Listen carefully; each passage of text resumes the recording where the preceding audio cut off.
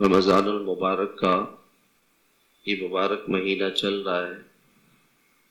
یہ مہینہ اللہ تعالیٰ سے قرب کا مہینہ ہے، اللہ سے قریب ہونے کا مہینہ ہے، اللہ کے تعلق حاصل کرنے کا مہینہ ہے، اللہ کو راضی کرنے کا مہینہ ہے۔ دنیا میں انسان چاہتا ہے کہ کوئی بڑا آدمی، کوئی بادشاہ، کوئی صدر، کوئی کرنل، جنرل، وہ میرا ساتھی بن جائے، وہ میرے کاموں کو بنانے والا بن جائے، اس سے میرا قریب ہو جاؤں، وہ اس سے میرا تعلق ہو جائے تو میرے کام بن جائیں گے۔ تو اللہ پاک سے قرب یہ سب سے بڑی دولت ہے اور یہ سب سے بڑی نعمت ہے۔ وہ سارے بادشاہوں کے بادشاہ اور سارے خزانوں کے مالک ہیں، سارے خزانے اللہ کے پاس ہیں، اللہ کے خزانے بھرے پڑے ہیں اور اللہ کے خزانے دینے کے لیے ہیں۔ اللہ تعالیٰ اپنے خزانوں کو دینے کے لیے اللہ نے رمضان کا روزہ عطا فرمایا ہے۔ ایک حدیث پاک کے اندر آتا ہے کہ قیامت کے دن انتہائی گرمی کا اور خوف کا، دہشت کا دن ہوگا، مگر کچھ لوگ ایسے ہوں گے جو اللہ تعالیٰ کے عرش کے سائے میں ہوں گے، اور کچھ ایسے ہوں گے جو وہاں اللہ کے عرش کے نیچے دسترخوان پر بیٹھ کر وہ مختلف قسم کے کھانوں سے لذت حاصل کر رہے ہوں۔ لوگ تو حساب کتاب میں، خوف میں، دہشت میں، گرمی میں، پریشانی میں، اور یہ کچھ لوگ ایسے ہوں گے جو دسترخوانوں پر بیٹھے ہوں گے۔ تو ان سے کہا جائے گا کہ پوچھا جائے گا کہ آپ کون ہیں؟ وہ کہیں گے کہ ہم وہ لوگ ہیں جو دنیا میں روزہ رکھا کرتے تھے، ہم دنیا میں روزے رکھتے تھے، لوگ کھانا کھا رہے ہوتے تھے اور ہم روزہ رکھتے تھے۔ اس روزے پر اللہ تعالیٰ اتنا بڑا انعام دینے والے کہ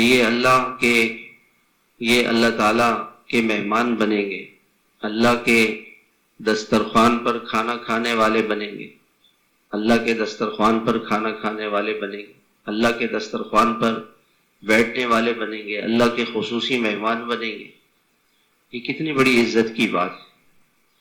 رمضان میں یہ کہا گیا کہ دن میں کھانا نہ کھائیں، پانی نہ پئیں، تاکہ انسان کی مشابہت فرشتوں کے ساتھ ہو جائے، اور فرشتے جیسے ہر وقت اللہ تعالیٰ کی عبادت کرتے ہیں، تاکہ مسلمان بھی ہر وقت اللہ کی عبادت میں لگا رہے۔ تو دن میں کھانا پینا نہ ہو تاکہ زیادہ سے زیادہ عبادت ہو، رات کو قرآن شریف سنیں، رات کو اللہ تعالیٰ کا کلام سنیں اور اللہ کا کلام پڑھے۔ یہ دن میں روزہ اور رات کو قرآن، اللہ کا کلام پڑھے، اللہ کا قرب حاصل کرے۔ امام حدیث پاک کے اندر آتا ہے کہ سب سے زیادہ انسان کو جس بات سے اللہ کا قرب نصیب ہوتا ہے وہ قرآن مجید ہے۔ جتنا انسان قرآن مجید پڑھتا چلا جائے گا، اللہ سے اس کا قرب اور اللہ سے اس کی نزدیکی بڑھتی چلی جائے گی۔ پھر رمضان المبارک جب آتا تھا تو آپ صلی اللہ علیہ وسلم کی محنت اور بڑھ جاتی تھی، بہت محنت فرماتے تھے۔ یجتہد فی رمضان ما لا یجتہد فی غیرہ، رمضان میں آپ کی محنت اور زیادہ ہو جاتی تھی۔ اور پھر اس کے بعد یجتہد فی العشر الاواخر ما لا یجتہد فی غیرہ، آخری عشرہ، اس کے اندر آپ اتنی زیادہ مشقت اور محنت فرماتے تھے جتنا اور دنوں میں نہیں کرتے تھے، بہت زیادہ مشقت، بہت زیادہ۔ وہ کیا فرماتے تھے کہ آپ صلی اللہ علیہ وسلم ساری رات آپ صلی اللہ علیہ وسلم جاگتے تھے، ایقظا کان احیا لیلہ، رات کو آپ بیداری میں گزارتے تھے، رات کو زندہ کرتے تھے، اللہ کی عبادت سے، اللہ کو راضی کرنے سے زندہ کرتے تھے۔ وَأَيْقَظَ أَهْلَهُ، اور اپنے گھر والوں کو بھی جگاتے تھے۔ وَشَدَّ مِيزَرَهُ، اور اپنی کمر کس لیتے تھے، گھر والوں سے بالکل الگ ہو جاتے تھے تاکہ یہ جو آخری عشرہ ہے یہ اللہ کی عبادت میں گزر جائے۔ اس آخری عشرے میں 3 بڑی چیزیں ہیں۔ ایک تو یہ آخری عشرہ، اس میں شب قدر ہے، اور اسی میں اعتکاف ہے اور اسی میں صدقہ فطر کا دینا ہے. یہ تینوں چیزیں اس آخری عشرے کی خاص چیزیں. اللہ تعالیٰ نے شب قدر یعنی عظمت والی رات، یہ ایسی ایک رات ہے، حضور صلی اللہ علیہ وسلم نے فرمایا کہ ایک شخص تھا، اس نے 1000 مہینے تک اللہ کے راستے میں جہاد کیا. 1000 مہینے تقریباً 83 سال 4 مہینے بنتے. اتنے عرصے تک انہوں نے جہاد کیا اور فرمایا کہ بنی اسرائیل میں ایسے انبیاء گزرے ہیں کہ 80 سال انہوں نے ایسے گزارے کہ ایک لمحے کے لیے بھی اللہ کی نافرمانی نہیں کی.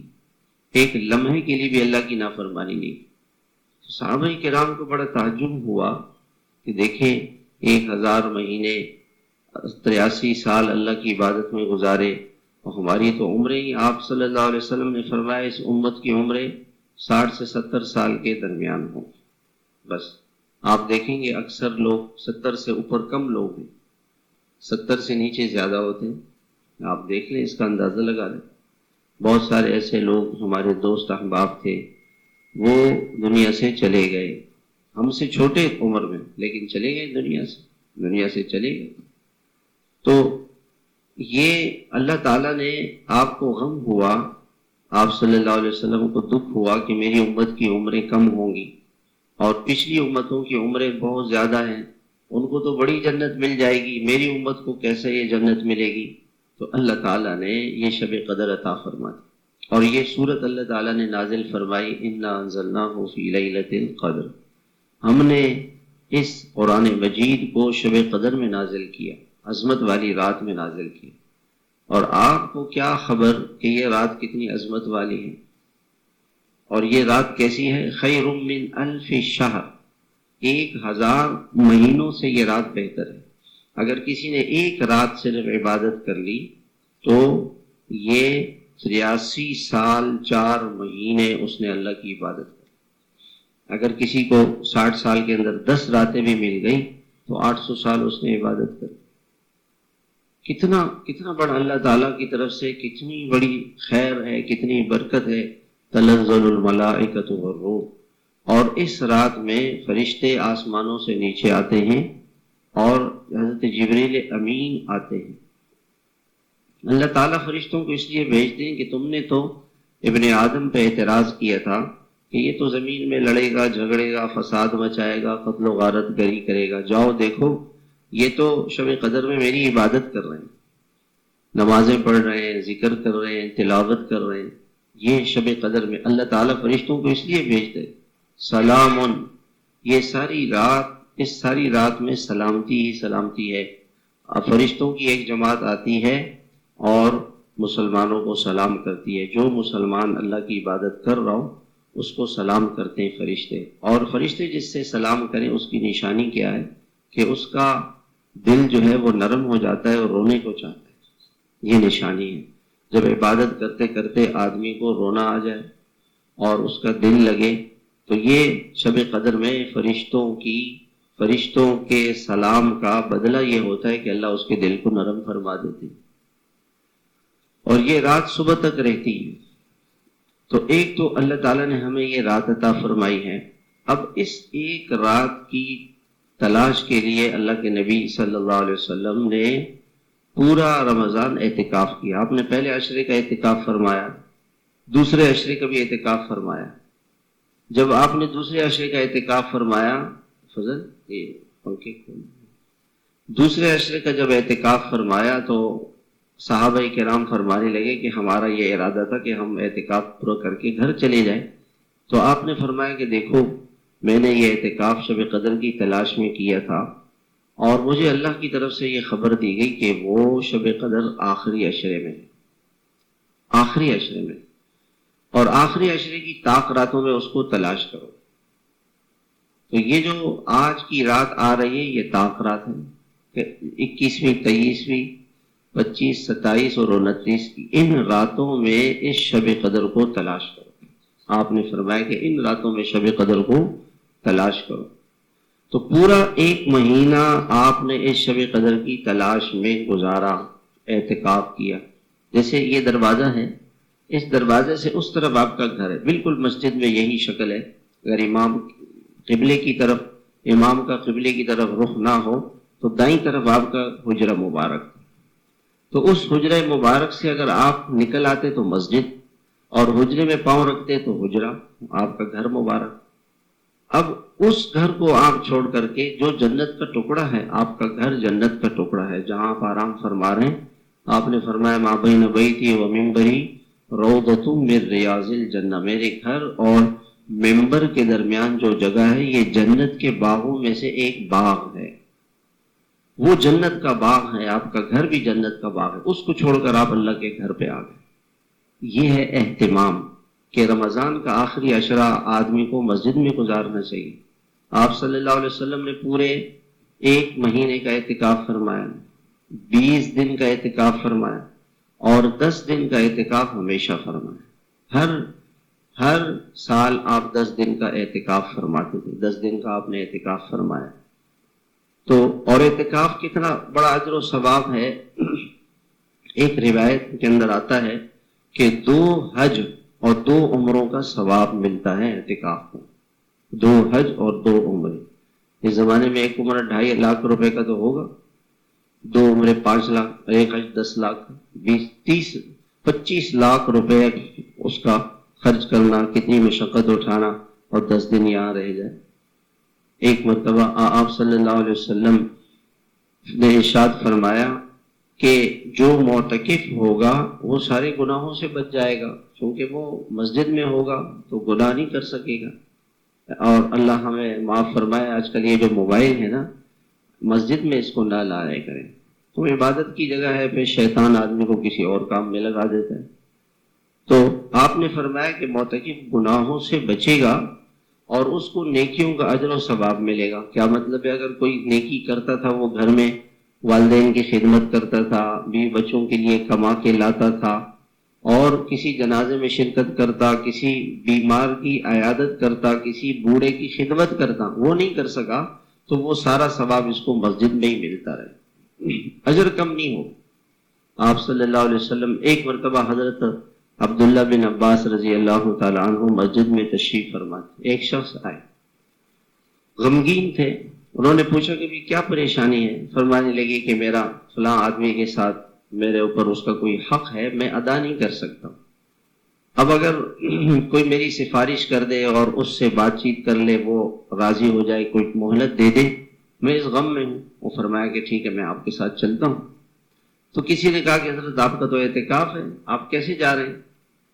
فرمانے لگے جو مسلمان کی خدمت کے لیے اور اس کی تکلیف کو دور کرنے کے لیے چلے پھرے، اس کو اللہ تعالیٰ 10 سال کے اعتکاف کا ثواب دے. 10 سال کا اعتکاف. کسی بیمار کی عیادت کے لیے چلے گئے، کسی غریب مسلمان کی خدمت کے لیے چلے گئے، اس کے گھر پہ افطاری پہنچا دی، اس کے گھر پہ سحری پہنچا دی، اس کو زکوٰۃ دے دی، اس کو صدقہ دے دیا.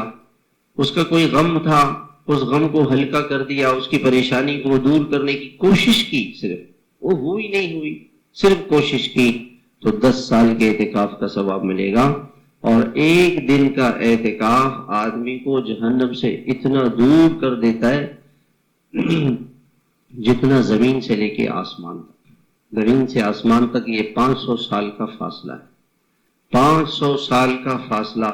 اتنا وہ شخص جہنم سے دور ہوگا، وہ جنت سے قریب ہو جائے گا. تو اعتکاف کے اندر اللہ تعالیٰ نے اتنا اجر و ثواب رکھا ہے. اللہ تعالیٰ موقع دے تو آدمی ضرور اعتکاف کرے. سب سے بہتر مسجد الحرام ہے، جہاں 1 دن کا اعتکاف 1 لاکھ دنوں کے برابر. اور دوسری جگہ وہ مسجد نبوی ہے، جہاں 1 دن کا اعتکاف 50,000 دنوں کے برابر.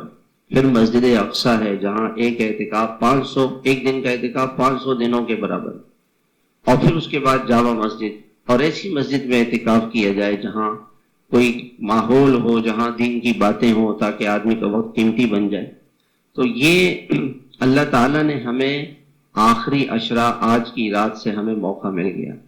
کتنے ایسے لوگ تھے میرے بھائیوں جو ہمارے سے چلے گئے، پچھلے رمضان میں ہمارے ساتھ تھے اور آج وہ قبرستان میں ہیں. ان سے وقت لے لیا گیا. ہمارا پتہ نہیں، ہو سکتا ہے کہ یہ کس کی زندگی کا آخری رمضان ہو، کوئی نہیں بتا سکتا۔ اس رمضان کو قیمتی بنایا جائے، ضائع نہیں کیا جائے۔ حیرانگی کی بات ہے، آپ صلی اللہ علیہ وسلم اپنے گھر کو چھوڑ کر، آپ کا گھر جنت کا ٹکڑا، اس کو اللہ کے گھر میں آتے تھے۔ اور آج کا مسلمان آپ دیکھیں کہ سب سے زیادہ بازار کب کھلتے؟ آخری عشر، بازار بڑے بڑے۔ تو شیطان بھی اپنی محنت کرتا ہے۔ اللہ کے نبی گھر چھوڑ کر مسجد آئے اور مسلمان مسجد چھوڑ کر بازار جا رہے ہیں۔ شیطان نے لگایا ہوا، شیطان کا تو کام یہی ہے نا کہ بھی شیطان نے قسم کھائی تھی کہ میں ان کو سیدھے راستے پہ نہیں چلنے دوں، اسی میں لگا کے رکھوں۔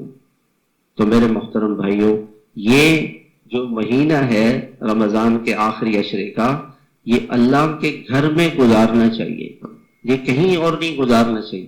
شب قدر میں کیا کرنا چاہیے؟ ایک حدیث میں آتا ہے، من قام لیلۃ القدر ایمانا واحتسابا غفر له ما تقدم من ذنبه، جو اس رات میں کھڑے ہو کر عبادت کرے، نماز پڑھ لیں، نوافل پڑھ لیں، قرآن پڑھ لیں، اللہ کا ذکر کر لیں، اللہ سے دعائیں کر لیں، یہ نیک اعمال ہیں، یہ رات کو یہ کام کر لیں۔ اور دوسری حدیث میں آتا ہے، حضرت عائشہ رضی اللہ تعالی عنہ نے پوچھا کہ یا رسول اللہ، اگر مجھے شب قدر مل جائے تو میں کیا کروں؟ آپ نے فرمایا کہ یہ دعا کرو، اللہم انک عفو کریم تحب العفو فاعف عنی، اے اللہ آپ معاف کرنے والے ہیں، کرم کرنے والے ہیں، میرے گناہ معاف فرما۔ تو اس رات میں اپنے گناہوں کی اللہ سے معافی مانگ، توبہ کرے، اللہ کی طرف رجوع کرے۔ وہ کریم رب جس نے ہمیں ساری نعمتیں دی ہیں، ساری نعمتیں اس نے دی ہیں، اور ہم نے ان نعمتوں میں رہ کر اس کو ناراض کیا، اس اللہ تعالیٰ سے معافی مانگے، توبہ کرے۔ یہ شب قدر توبہ کرنے کے لیے، اپنے گناہوں کو سے توبہ کہ اب نہیں کروں گا گناہ۔ توبہ کیا ہے؟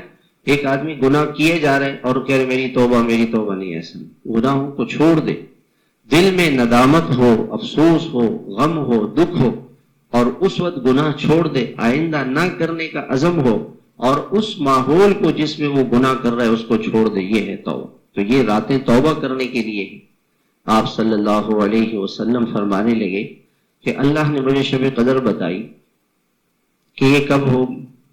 میں آیا تو میں بتانے کے لیے، دو مسلمان آپس میں جھگڑا کر رہے تھے۔ ایک نے کہا بھائی میرے پیسے دے دو، دوسرے نے کہا میں نہیں دے سکتا۔ اس نے کہا آپ نے کیوں لیے تھے؟ لیتے ہو پھر دیتے نہیں ہو۔ اس جھگڑے کے اندر دو مسلمان آپس میں لگے ہوئے تھے مسجد کے اندر۔ آپ علیہ السلام تشریف لائے، ان کے جھگڑے کو چکایا اور فرمایا کہ میں وہ شب قدر بھول گیا، شب قدر بھول گیا۔ دیکھیں قیامت تک کے لیے امت اتنی بڑی خیر سے محروم ہو گئی۔ کوئی ایک رات متعین تھی اللہ کی طرف سے، وہ تعین اٹھا لی گئی دو مسلمانوں کے جھگڑے کی وجہ سے۔ آپس کی لڑائی، آپس کا جھگڑا، یہ اللہ کو بہت ناپسند۔ بڑی خیروں سے، جس گھر میں لڑائی جھگڑا ہو وہاں کوئی خیر نہیں ہوگی، کوئی برکت نہیں ہوگی۔ دنیا میں دنیا ان کی جہنم بن جائے گی۔ دنیا کو اگر جنت بنانا ہے، لڑائی چھوڑ دیں۔ لڑائی کیسے چھوڑیں؟ بھی اپنا حق چھوڑ دیں، میں نہیں لوں گا، میں اللہ سے لوں گا۔ غصہ چھوڑ دیں، معاف کریں، درگزر کریں، دوسروں کی قدر کریں۔ آپ دوسروں کی عزت کریں گے، اللہ آپ کی عزت کروائے گا۔ آپ دوسروں کی قدر کریں گے، اللہ آپ کی قدر کروائے گا۔ آپ دوسروں کی تحقیر کریں گے، کوئی کسی کی تحقیر کرے گا تو اس لوگ بھی اس کی تحقیر کریں گے۔ ارحموا من فی الارض یرحمکم من فی السماء، ہم زمین والوں پہ رحم کریں، آسمان والا ہم پہ رحم کرے گا۔ ایک صحابی نے کہا کہ میں چاہتا ہوں اللہ مجھ پہ غصہ نہ ہو، کہ اللہ کی مخلوق پہ غصہ ہونا چھوڑ۔ میں چاہتا ہوں اللہ مجھے معاف کر دے، کہ اللہ کی مخلوق کو معاف کرو، درگزر کرو۔ غلطی ہو جاتی ہے، انسان سے غلطی ہوتی ہے، فرشتوں سے نہیں ہوتی ہے، نبیوں سے نہیں ہوتی ہے۔ اللہ سے غلطی نہیں ہوتی ہے، فرشتوں سے نہیں ہوتی ہے، نبیوں سے نہیں۔ باقی ہم بشر ہیں، غلطیاں ہوں گی، معاف کریں، درگزر کریں، صبر کریں، برداشت کریں، کسی سے لڑے نہیں، لڑائی جھگڑا کسی سے نہ ہو۔ پھر ان راتوں کے اندر اللہ تعالیٰ کی ایسی رحمت آتی ہے کہ اللہ سب کو معاف کرتے ہیں، لیکن چار آدمی ایسے ہیں جن کو معاف نہیں کیا جائے۔ وہ آدمی جو شراب کا عادی ہو، نشے کا عادی، نشہ کرتا ہو، چرس ہے، ہیروئن ہے، پاؤڈر ہے، شیشہ ہے، پتہ نہیں کیا کیا چیز ہے، شیطان لے کر آ گیا ہے۔ اب ان چیزوں میں لگے گا تو اس کی مغفرت اس مہینے میں، اس رات میں نہیں ہوگی۔ اور دوسرا، جس نے ماں باپ کو تنگ کیا ہو، ستایا ہو، ان کی بات نہیں مانتا ہوں، باپ کے سامنے اکڑنا، باپ کی بات نہیں ماننا، ماں کو ستانا، تکلیف پہنچانا، ماں کے سامنے زور سے بولنا، یہ آدمی اس کی مغفرت نہیں ہوتی ہے اس راز۔ اس لیے میرے بھائیوں، اگر ہمارا کوئی بھائی نشے میں مبتلا ہے، اس سے اس کے والدین ناراض ہیں، تو ہم اس کو منائیں، مسلمانوں سے کو سمجھائیں کہ اس رات میں بھی مغفرت نہیں ہوگی۔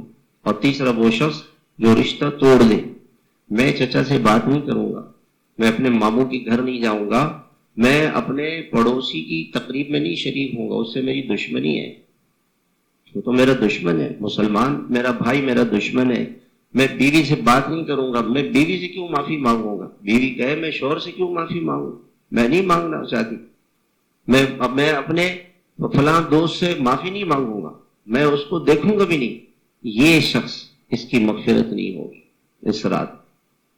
کیا دل میں کسی کے لیے دشمنی رکھے میرے بھائیوں، معاف کر دیں، سب کو درگزر کریں۔ اور چوتھا وہ شخص جو دل میں کینہ رکھے، بغض، عداوت، جو مسلمان کے لیے برا سوچنا، اچھا ہو گیا اس کے ساتھ یہ ہو گیا، ایسا ہونا چاہیے تھا، یہ تھا یہ ایسا، یہ جو جذبہ ہے مسلمان کے لیے دشمنی کا، اس کے لیے دکھ کا، پریشانی کا، ایسے 4 آدمیوں کی مغفرت نہیں ہوتی۔ نشے کا عادی، ماں باپ کا نافرمان، رشتہ توڑنے والا، اور اپنے دل میں کسی مسلمان کے لیے کینہ، بغض، عداوت رکھنے والا، اس شخص کی مغفرت نہیں ہوگی۔ تو اس لیے میرے بھائیوں، اس سے ہم بچیں۔ اور یہ رات مغرب سے شروع ہوتی ہے، مغرب سے ہی مغرب کی نماز باجماعت پڑھے اس آخری عشرے میں، عشاء کی نماز باجماعت پڑھے، تراویح باجماعت پڑھے، فجر کی نماز باجماعت پڑھے، انشاءاللہ اس رات کی خیریں ضرور اس کو مل جائیں گی۔ اور کوشش کریں کہ ان راتوں میں تراویح زیادہ وقت مسجد میں گزاریں۔ ہمارے یہاں الحمدللہ رات کو تراویح ہوتی ہے، تراویح کے بعد پھر درس قرآن ہوتا ہے، پھر رات 12 بجے بیان ہوتا ہے، دعا ہوتی ہے، ذکر ہوتا ہے، اور خواتین کے لیے بھی انتظام ہے، خواتین آگے ہوتی ہیں، ہم یہاں ہوتے ہیں۔ تو ایسے مواقع پر خود آئیں، اپنے دوستوں کو لے کر آئیں۔ ہمارے کہنے سننے سے ایک بچہ ماں کا نافرمان تھا، وہ آیا اور اس نے توبہ کر لی اور ماں باپ کا فرما بردار بن گیا، نشے سے توبہ کر لی، دشمنی چھوڑ دی، رشوت چھوڑ دی، گناہ چھوڑ دیا۔ اللہ ہم سے کتنے خوش ہوں گے، اللہ تعالیٰ ہم سے کتنے خوش ہوں گے۔ اللہ تعالیٰ بہت خوش ہوتے ہیں۔ سب سے زیادہ اللہ تعالیٰ اپنے بندے پر سب سے زیادہ اس وقت اللہ کی رحمتیں نازل ہوتی ہیں جب وہ توبہ کرتا ہے۔ جب توبہ کرنے والے سے اللہ خوش ہوتے ہیں اور اللہ اس پہ رحمتیں بھیجتے ہیں، تو جو توبہ کروانے والا ہے، جو لے کر آنے والا ہے، اس سے اللہ تعالیٰ کتنے خوش ہوتے ہیں۔ کسی آدمی کا بچہ اس سے گم ہو جائے، جو اس کو ملوائے وہ پہلے اس ملوانے والے کو چومتا ہے، بھائی اللہ تیرا جزائے خیر دے، بھائی شکریہ، بہت مہربانی، بھائی آپ میرے بچے کو لے کر آ گئے، بھائی اللہ قبولہ۔ بسرا بندہ جو اللہ کو چھوڑ چکا ہے، اللہ کو منہ موڑ چکا ہے، نماز نہیں پڑھتا، روزے نہیں رکھتا، زکوٰۃ نہیں دیتا، گناہوں میں لگا ہوا ہے، اس کو اللہ کے گھر پہ لے آئے، اللہ کتنے خوش ہوں۔ اس اللہ کے گھر پہ لانے والے سے اللہ کتنے خوش ہوں۔ اللہ ہم سب کو عمل کی توفیق عطا فرمائے۔